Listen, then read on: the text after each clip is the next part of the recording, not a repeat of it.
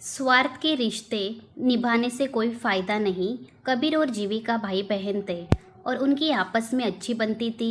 वक्त के साथ जीविका की शादी विवान से हो गई और वह विदा होकर अपने ससुराल चली गई। लेकिन अभी भी जीविका और कबीर का रिश्ता पहले जैसे ही था और जब भी जीविका मायके आती, कबीर और जीविका दोनों भाई बहन बहुत मस्ती करते थे। उनके माता पिता ये देखकर खुश थे कि दोनों भाई बहन में आपस में कितना प्यार है। 3 साल बाद कबीर की शादी भी दक्षिता के साथ हो गई और दक्षिता कबीर की पत्नी बनकर उस घर में बहू के रूप में आ गई। अब जीविका को लगता था कि अब तो उसकी भाभी आ गई तो भाभी के साथ मिलकर वह खूब मस्ती किया करेगी। शुरू में तो कुछ दिन तक सब ठीक रहा, लेकिन दक्षिता को जीविका का आना बिल्कुल भी पसंद नहीं था। वो बिल्कुल भी बर्दाश्त नहीं कर पाती थी कि जीविका मायके आकर इतनी मस्ती करती है। दक्षिता का सोचना था कि जीविका अपने ससुराल में ही रहे, यहाँ कम आया जाया करे, और अब दक्षिता ने जीविका के मायके आने पर उसे अवॉइड करना शुरू कर दिया था। इस बात को जीविका भी नोटिस करती थी। दक्षिता का सारा ध्यान सिर्फ और सिर्फ अपने मायके की तरफ होता था, जबकि जीविका का ऐसा नहीं था।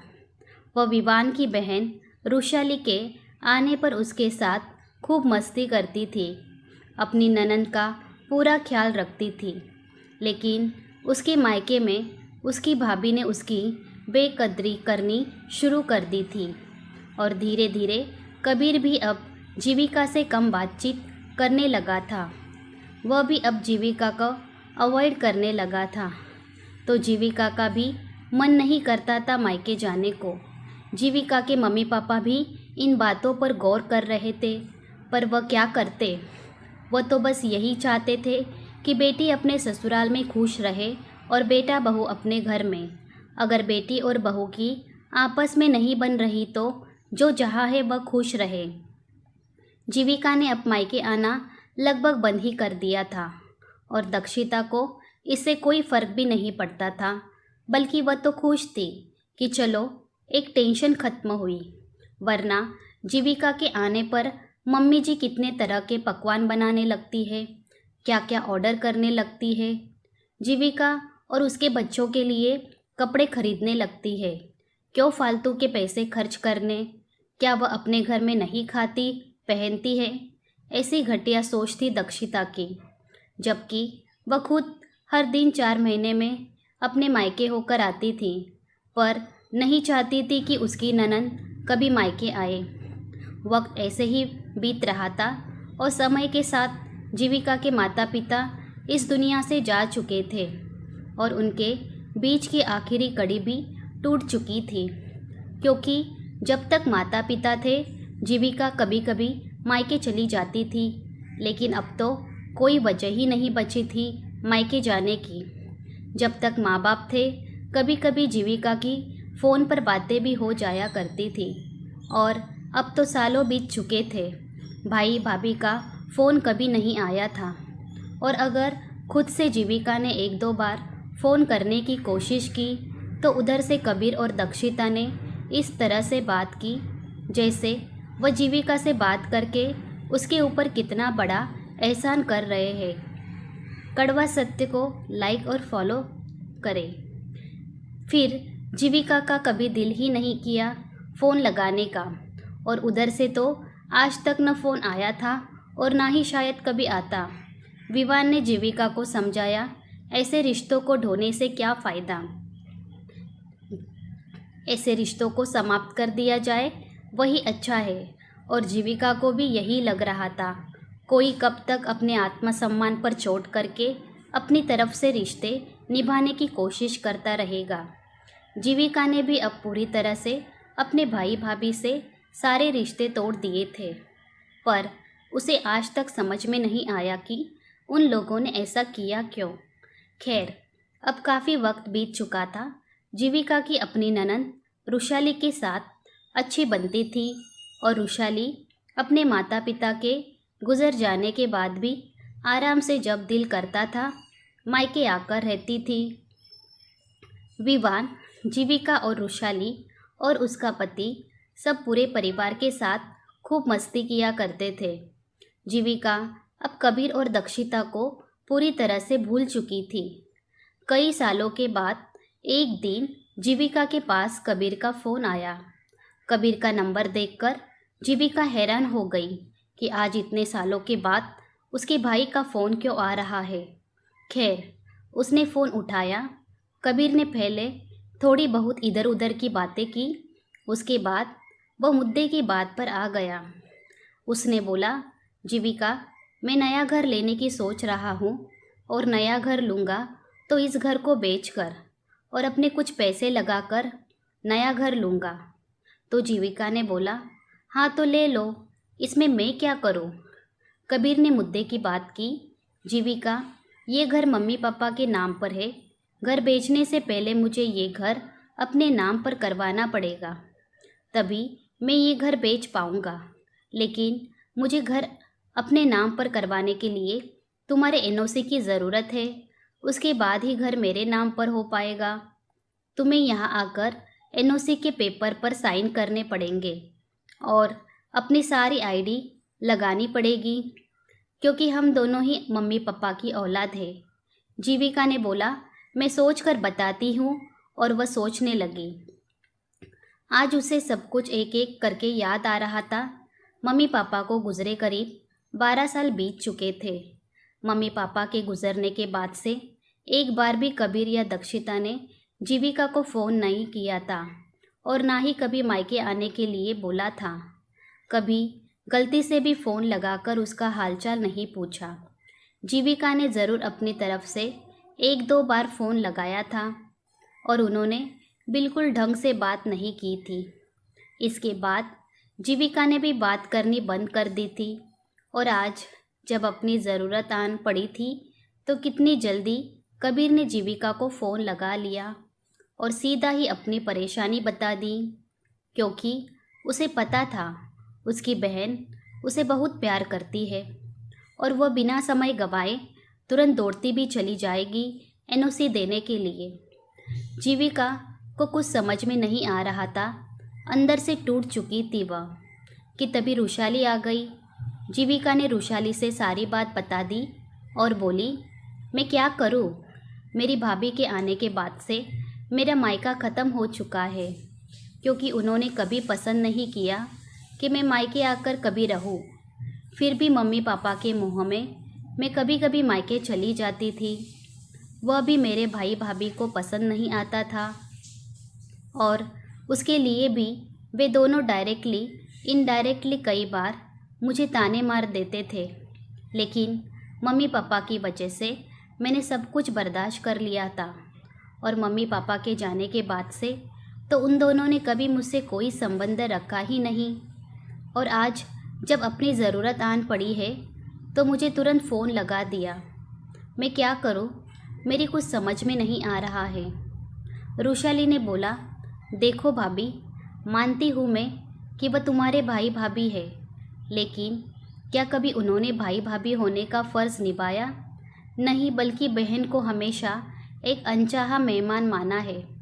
अगर मान लो तुम्हारी भाभी ने आने के बाद से तुम्हारे भाई को तुम्हारे खिलाफ भड़काया भी, तो क्या शादी के पहले के इतने साल जो भाई बहन साथ में बिताते हैं, इतनी जल्दी तुम्हारा भाई भूल गया और अपनी पत्नी के कहने पर तुमसे सारे रिश्ते तोड़ दिए?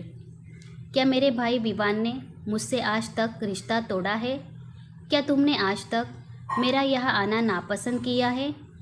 मेरे भी तो मम्मी पापा नहीं हैं, लेकिन आज भी मैं अपने मायके आराम से आती हूँ और हमारा रिश्ता कितना प्यारा है। हम दोनों एक दूसरे के लिए सब कुछ करने को तैयार रहेंगे, क्योंकि हम लोगों ने अपने रिश्ते ईमानदारी से निभाए हैं। लेकिन क्या तुम्हारे मायके में ऐसा हुआ है? भाभी, खुद सोच कर देखो।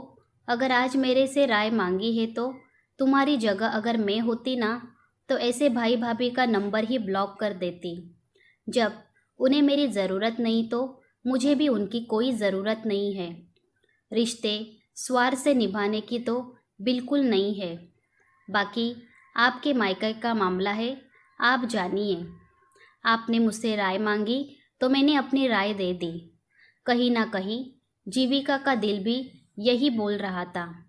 बहुत बेइज्जती की थी कबीर और दक्षिता ने, उसकी और बहू ही नाकदरी की थी। जीविका के बच्चे तो कभी ढंग से समझ ही नहीं पाए कि नाना नानी का घर क्या होता है, क्योंकि दक्षिता के आने के बाद से उसने कभी पसंद ही नहीं किया था उसका या उसके बच्चों का वहाँ आना। जीविका अगर कभी अपने बच्चे को लेकर उनके नानी के घर भी गई थी तो सुबह जाती थी और शाम को लौट आती थी। उसके बच्चों की खुशियाँ छीनी थी दक्षिता और कबीर ने, उससे उसका मायका छीना था उन दोनों ने।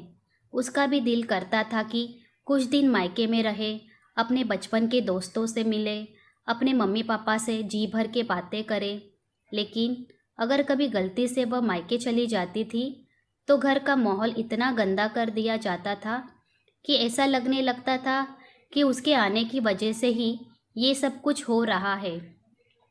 वह उस घर में एक अनचाही मेहमान है, जिसकी वजह से घर के सदस्य को परेशानी हो रही है, और फिर वह जल्दी से जल्दी वहाँ से निकल जाने की कोशिश करती थी। आज उसे सारी पुरानी बातें याद आ रही थी।